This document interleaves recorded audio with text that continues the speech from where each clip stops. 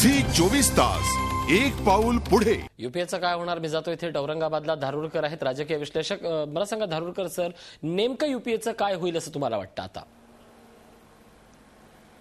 मला असं वाटतं की तुर्तास तरी एकूणची सध्याची परिस्थिती पाहता समाजवादी पक्ष किंवा बहुजन समाज पक्ष यांचा पाठिंबा हा असल्यामुळे सरकारला सध्या तरी धोका आहे असं वाटत नाही।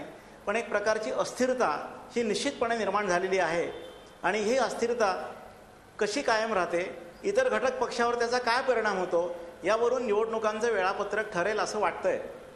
नक्कीच निवडणुकांचं वेळापत्रक त्यावरच ठरणार आहे। मात्र यावेळेला आता काँग्रेसने जी भूमिका घेतलेली आहे ती छोट्या प्रादेशिक पक्षांना एक धडा शिकवण्याची असं आपण थेट म्हणू शकतो का? मला असं काही वाटत नाहीये।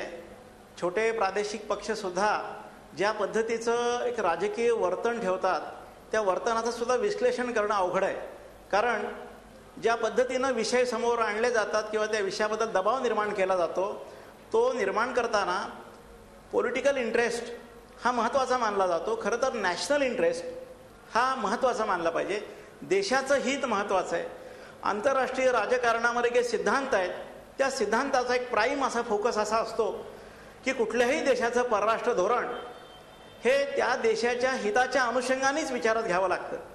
आणि सध्या जो तामिळनाडूमध्ये निर्माण झालेला मानवी हक्कांचा म्हणजे श्रीलंकेमधील मानवी हक्काचा जो प्रश्न आहे आणि त्याबद्दल डीएमकेचा जो स्टँड आहे किंवा जी भूमिका आहे त्याचा विचार करता असं दिसतं की या प्रश्नावरती द्रमुकनं जी भूमिका घेतली आहे ती भूमिका किती वास्तव आहे असा प्रश्न पडतो। कारण एका बाजूला अशाच प्रकारचे तमिळ हे आतामधल्या राजकीय व्यवहाराशी संबंध असल्यामुळे हा विषय वारंवार मांडला जातो। फार पूर्वीपासून असं म्हटलं जायचं की तामिळनाडूमधला प्रश्न हा श्रीलंकेतला प्रश्न वांशिक आहे की राजकीय आहे।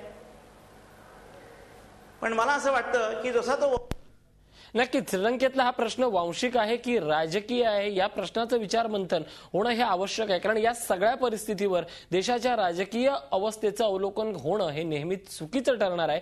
कारण हा प्रश्न जरी किती महत्त्वाचा असला तरी संपूर्ण देशाची एकात्मिक असणारी लोकशाही अर्थव्यवस्था, लोकशाही राजकीय व्यवस्था कुठलाही प्रादेशिक पक्ष हा संकटात टाकू शकतच नाही। या संदर्भात आणखी नाही बोलणार तर छोट्याशा ब्रेक नंतर पाहत राहा यूपीएचं काय होणार। झी 24 तास एक पाऊल पुढे।